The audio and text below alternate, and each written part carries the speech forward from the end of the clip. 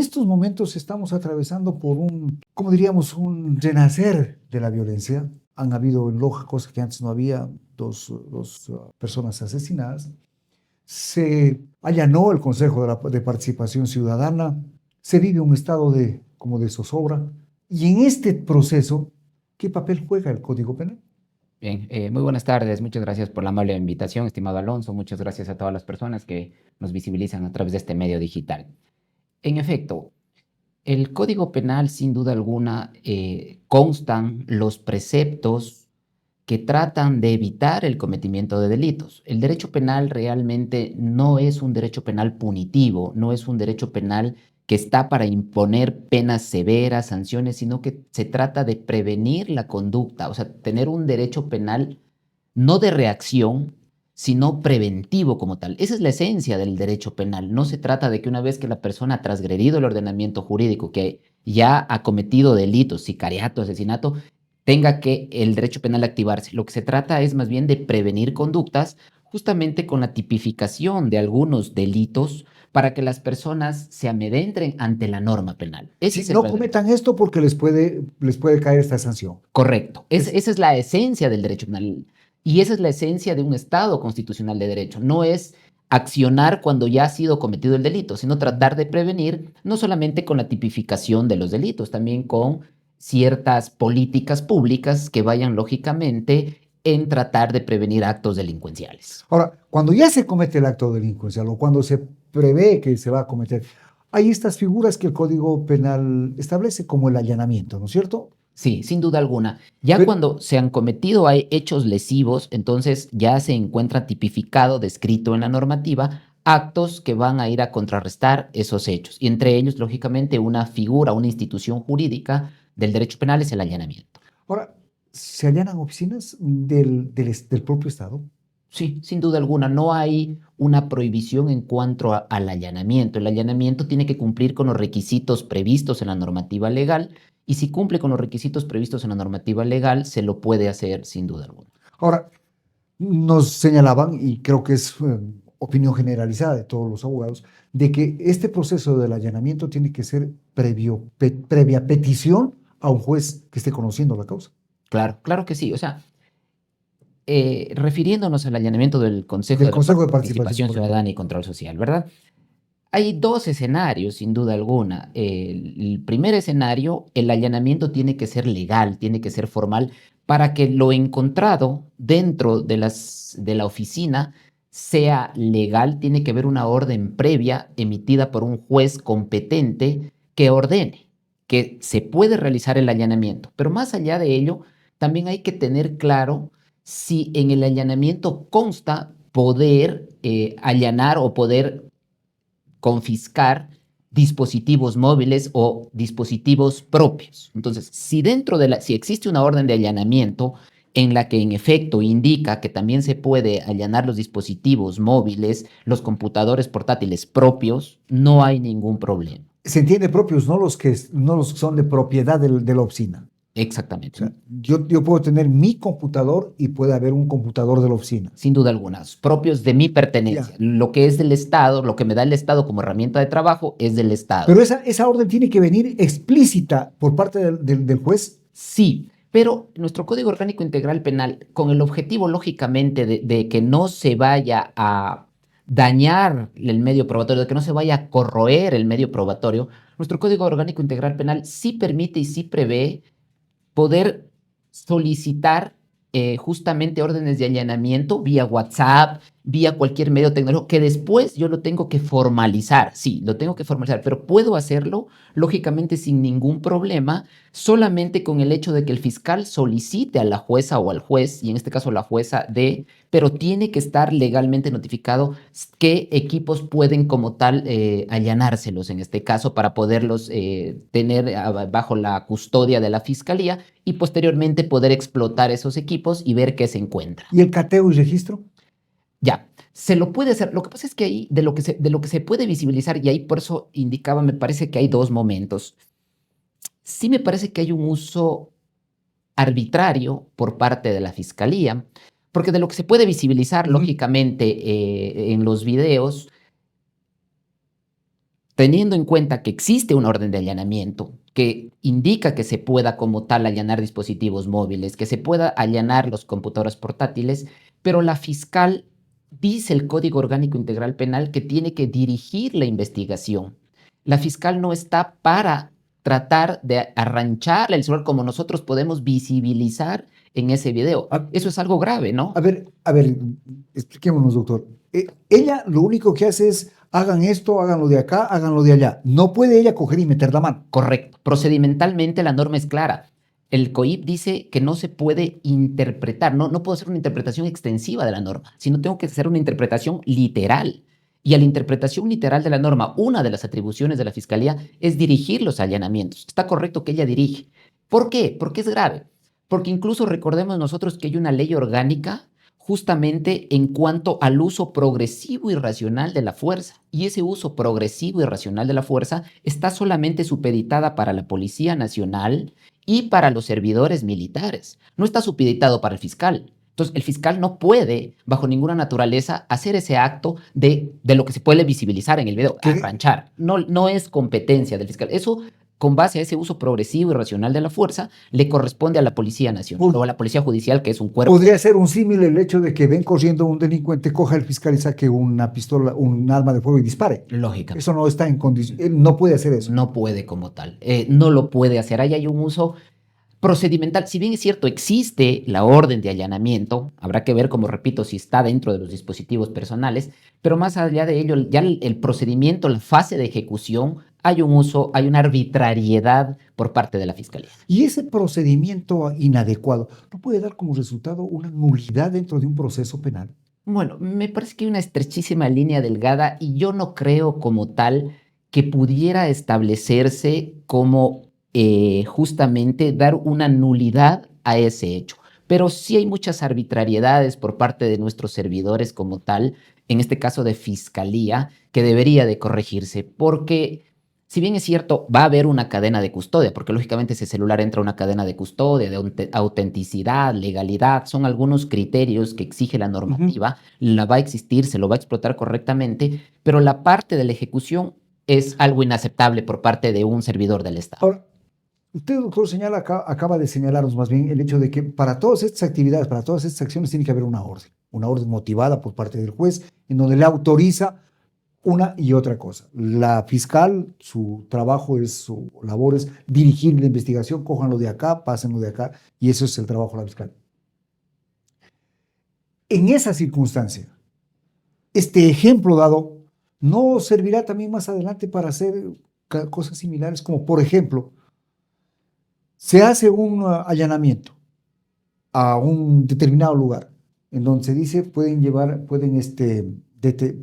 tomar para llevar a la investigación la computadora personal y encuentran dinero. ¿También pueden llevarse el dinero? No se lo pueden llevar lo que no ha sido objeto como tal de la investigación, a excepción, lógicamente, de que sea un delito flagrante, que en la flagrancia es otra situación. Sí. Pero cuando yo solicito un allanamiento como tal, tiene que ser especificado cuáles son las circunstancias o los hechos que yo puedo allanar. Caso contrario, no pudiera hacerlo bajo. Es más, como un símil, por ejemplo, cuando yo ingreso a un domicilio con orden de allanamiento para poder determinar productos que han sido del robo a través del delito de receptación y encuentro droga, yo no puedo allanar esa droga porque esa droga no me va a servir a mí como medio probatorio porque mi orden de allanamiento era para el delito de receptación. Entonces es tan símil el ejemplo que usted pone que se tiene que tener claramente para qué me sirve el allanamiento y sobre la base de eso me constituirá prueba en el proceso que estoy investigando. Otros elementos encontrados no me van a servir como medio de prueba. Pero tampoco los puedo coger, los puedo requisar. No pudiera sin previo allanamiento, sin duda alguna, porque yo no tenía un allanamiento para ello. Entonces, y si lo hiciera alguien porque no tiene claro, digamos, la directriz en cuanto a lo que va a realizarse, esa que se constituía en un inicio prueba ya está corroído. Eso es lo que la doctrina lo denomina el fruto del árbol envenenado. Lo que nace podrido corroe al resto y ya no me sirve como prueba en un proceso judicial. Y ahí se daña posiblemente el caso, ¿no? Correcto. Se daña, se ensucia, se corroe. Dice, con esta actitud de la fiscal, volviendo al tema de la metida de mano, ¿se está violando la Constitución? Se está violando la normativa penal primero y lógicamente la Constitución, que no puede guardar antinomias, colisiones, sino que tiene que ser siempre respetado, se estaría vulnerando lógicamente la normativa legal. Sí, sin duda alguna. Hay una intromisión por parte de la fiscal. Puede tener mucho tinte político, o sea, no podemos descartar, pero la actuación de la fiscal no es legal, es arbitraria, esa es la palabra clara, es arbitraria al pretender arrancharle cuando no está dentro de su competencia realizar esto. A ver, doctor, volvemos ya no entrando en el tema del Consejo de Participación, sino en términos de carácter general. Si hay una orden de allanamiento, el fiscal no puede coger nada. ¿Eso es lo que le entiendo? El fiscal no está en la potestad, exactamente. El fiscal está en la potestad de dirigir la investigación, no de tener ciertos hechos, coger elementos, porque para ello está la policía judicial. El fiscal se ayuda, el cuerpo policial judicial es una ayuda para que el fiscal justamente a través de su dirección dirija cada uno de los allanamientos y ordene como tal. Entonces, él ordena, está dentro, esa es su potestad, su competencia, más no el estar ahí justamente realizando ciertos hechos. Más aún, o sea, el problema, y hay que hacer hincapié más justamente a este hecho, es que la fiscal o sustrae de la mano del fiscal, del consejero, su dispositivo móvil. Y ese es el problema. Porque, ¿qué pasaba si el consejero como tal reacciona, la empuja y todo ello, tomando en consideración que, repito, el único autorizado para tener un uso progresivo y racional de la fuerza es la policía? La policía sí tiene esa potestad. No hay para el fiscal esa potestad. Entonces, se pudieron haber desencadenado muchos hechos Hechos violentos. violentos, exactamente, que en qué hubiera terminado si la fiscal no tenía esa potestad. La fiscal no tiene. Entonces hay que tener claro cada papel de cada funcionario público y entre ellos, lógicamente, la fiscal, que no es más que dirigir la investigación, que dirigir los allanamientos, pero no participar activamente de él. Ella no puede entrar entonces en ese tipo de acciones como la que se dio ese día. Sin duda alguna es arbitrario. Ahora, doctor, hay una posición medio generalizada en el hecho de que la policía hace su trabajo, detiene los posibles delincuentes o los potenciales delincuentes y el juzgador les da libertad, les otorga la libertad. Hay gente que ha entrado y ha salido de la cárcel 10, 15, 20 veces. Hay alguien que está fallando entonces. Bueno, ese es un tema muy álgido realmente, es un tema muy álgido, es un tema muy controversial, porque claro, queremos justicia, pero queremos saltarnos la normativa. El derecho penal, no solo en Ecuador, el derecho penal en general es un derecho de última ratio, de última instancia, que no necesariamente yo requiero agotar la vía penal cuando puedo agotar otros mecanismos extrapenales, ¿verdad? Entonces, claro, si yo tengo un accidente de tránsito, colisiono, no me hace falta verme preso por el accidente, pudiendo sustituir pagándote los valores económicos que yo te ocasioné. El daño que hice. El daño que perfecto. Entonces, sobre la base de ello, que el derecho penal es de última ratio, hay algunas figuras o algunas instituciones jurídicas dentro del Código Penal, como es la prisión preventiva, que la prisión preventiva es una medida cautelar de orden personal. Cuando hablamos de medida cautelar, ¿qué se entiende por medida cautelar? Ya. Cuando una persona ya le han formulado cargos, cuando presumiblemente se ha encontrado una responsabilidad, y presumiblemente porque gozamos del estado de inocencia, cuando presumiblemente se le han formulado cargos por un delito en particular, ya está dentro de un proceso penal.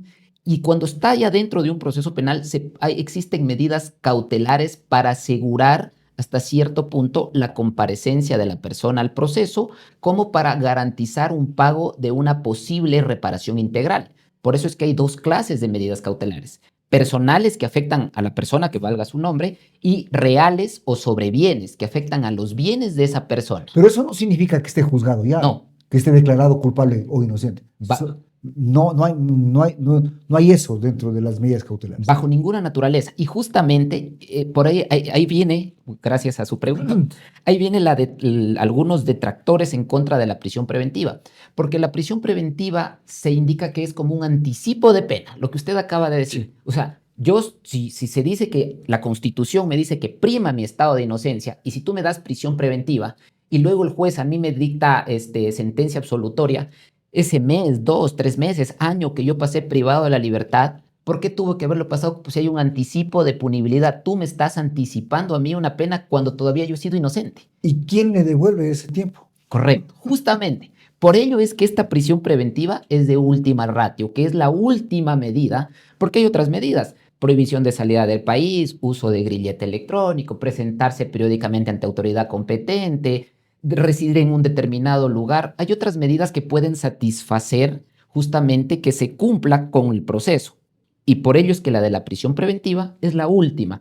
Y cabe solamente para asegurar la comparecencia de la persona al proceso como tal. Esos son los requisitos del 534 del Código Orgánico Integral Penal. Pero en el común de la gente, cuando le dictan prisión preventiva, más o menos está ya sentenciado.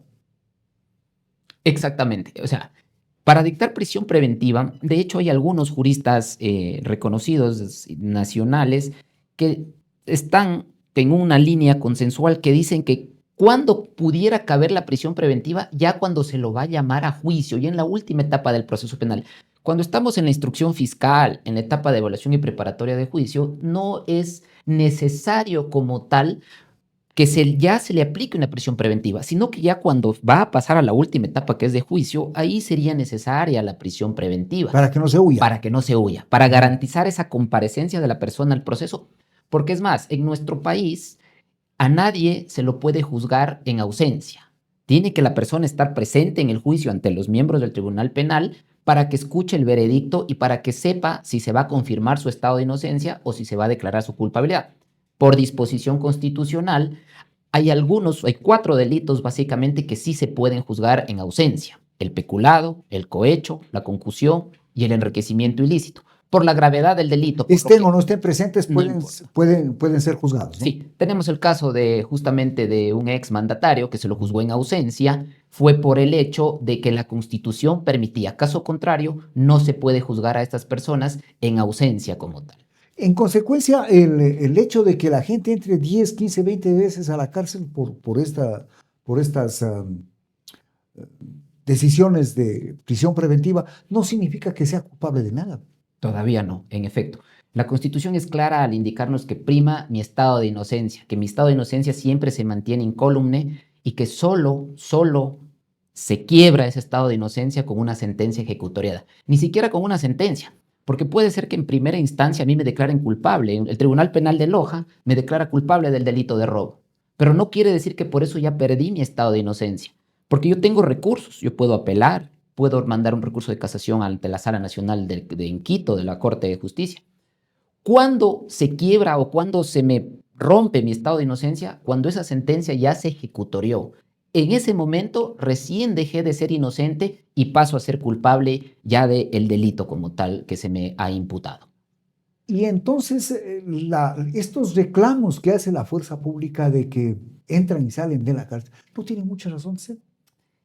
El problema es eso, el problema es el populismo, el problema es que, por ejemplo, ¿cuántas veces en cambio viene lo contrario? ¿Cuántas veces los jueces, por no estar en la palestra pública, en el ojo del huracán, dictan prisión preventiva? Y también, ojo, que hemos tenido algunos casos en los que en cambio hemos sido sancionados por organismos internacionales. El caso Tibi, un caso muy sonado, el caso Chaparro Álvarez, todos contra el Estado ecuatoriano, justamente por dictar prisión preventiva, porque nosotros sabemos lo que son nuestros centros de rehabilitación. El caso Tibi, una persona que en el desarrollo del proceso se comprobó que era inocente, pero cuando estuvo en el centro de rehabilitación no solamente es quién me quita el tiempo vivido, quién me quita las escenas que viví, las violaciones que recibió esa persona, los maltratos, los amedrentamientos, el valor económico que le costó. Entonces, todo eso que sufrió esta persona, que es un caso famoso de nuestra legislación, el caso Tibi, nadie le quita todo lo que ya pasó para que posterior se haya dictado sentencia absoluta. Pero eso es terrible. Sin duda alguna. Y hay un abuso. Entonces, justamente de eso se trata. Se trata de no abusar de la prisión preventiva.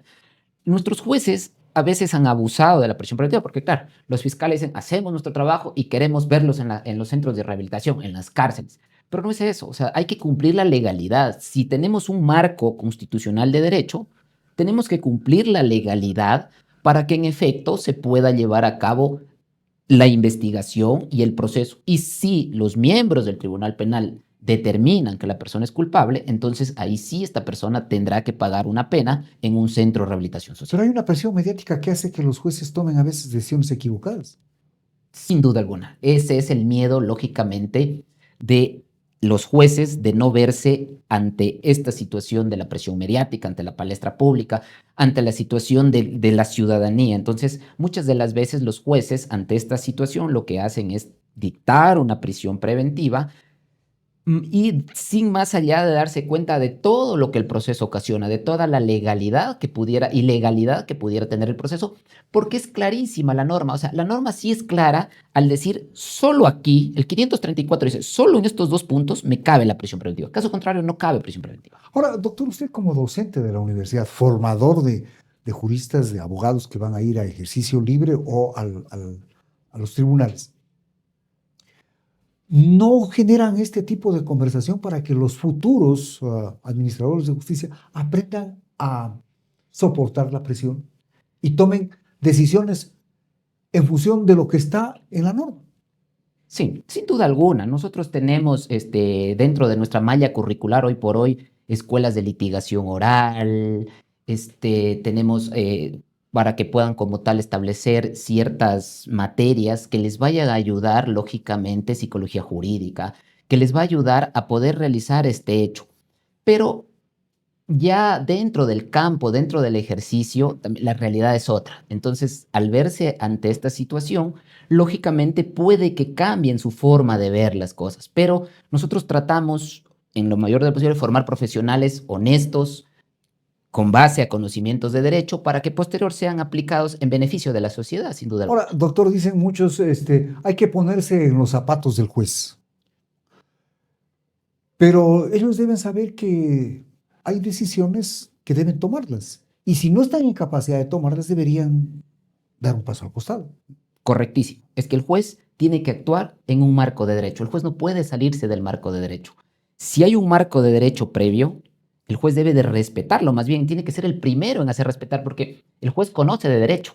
Y el juez es quien me está administrando justicia. Es quien tiene el peso y es quien brinda sobre nosotros la confianza que le damos. Como sociedad le damos una confianza al juez para que él, con base a derecho, sentencia. Cuando él se sale de ese marco normativo, ¿qué confianza como sociedad nosotros podemos tener entonces ante él? Entonces, me parece muy apreciada o muy correcta su apreciación en cuanto, si no estoy en la capacidad, debería de dar un paso al costado. Porque usted recuerde, miren algunas etapas trágicas, tristes para nuestro país, jueces que no son probos, jueces que se han dejado corroer, que han estado brindando o dictando justicia. ¿Qué confianza como sociedad nosotros podemos tener ante ellos como tal? Y es por eso que se desprestigia justamente el marco de derecho. Y en este momento, en la situación en la que estamos viviendo, ¿hay confianza en la justicia? ¿O en los operadores de justicia? O sea, como toda regla, tiene sus excepciones. Por una parte, hay personas que sí, pero sin duda alguna no se puede confiar plenamente. O sea, se ha visto, por lo menos de lo que se ha podido visibilizar en medios de comunicación, como tal, que se logra determinar que realmente no se aplica correctamente la justicia, que siguen habiendo ciertos privilegios y lastimosamente para, lógicamente, la clase de poder. Entonces, hay muchas evasiones jurídicas, hay muchos tropiezos, con lo que no se puede como tal confiar ciegamente en la justicia. Pero eso es terrible. Sí, sin duda alguna. Eso es algo, si no hay justicia, no hay derecho. Eso es clarísimo. Y como no se puede ir más allá de estos hechos, porque quienes administran justicia, lastimosamente, deberían de darnos el ejemplo para la sociedad, tener un voto de confianza a ellos y realmente cuando yo me voy a someter a un proceso penal, saber que la persona que me va a sentenciar o que va a declarar mi inocencia va a actuar conforme a derecho. El no tener esa confianza ante la justicia es sumamente complicado. De hecho, hace algún tiempo atrás hubo una encuesta de quiénes son las personas que mejor, en relación a personas de derecho público, que mejor tienen credibilidad justamente para los ciudadanos. Y la judicatura, sin duda alguna, no estuvo ahí. Las personas no confían o no confiamos en nuestros jueces. Y eso es grave para cualquier sociedad. Claro que sí. Eso es grave. Sin duda. Aquí tenemos algunas opiniones que nos mandan nuestros amigos. Felicitaciones, El Probador TV, dice Tuesma Montaño. Doña Roselisa Valareso dice, excelente tema jurídico, abordado con profesionales conocedores del tema. Felicitaciones al Probador TV. Gracias a ustedes por estar con nosotros. A usted también, gracias, doctor, por acompañarnos y conversar sobre estos temas que mucha gente no los quiere abordar y que la academia tendrá en su momento que abordarlos y qué bueno que vengan para poder conversar. Muchas gracias, agradezco su invitación amable, quedo siempre a la orden, estimado Alonso, y le deseo el mayor de los éxitos.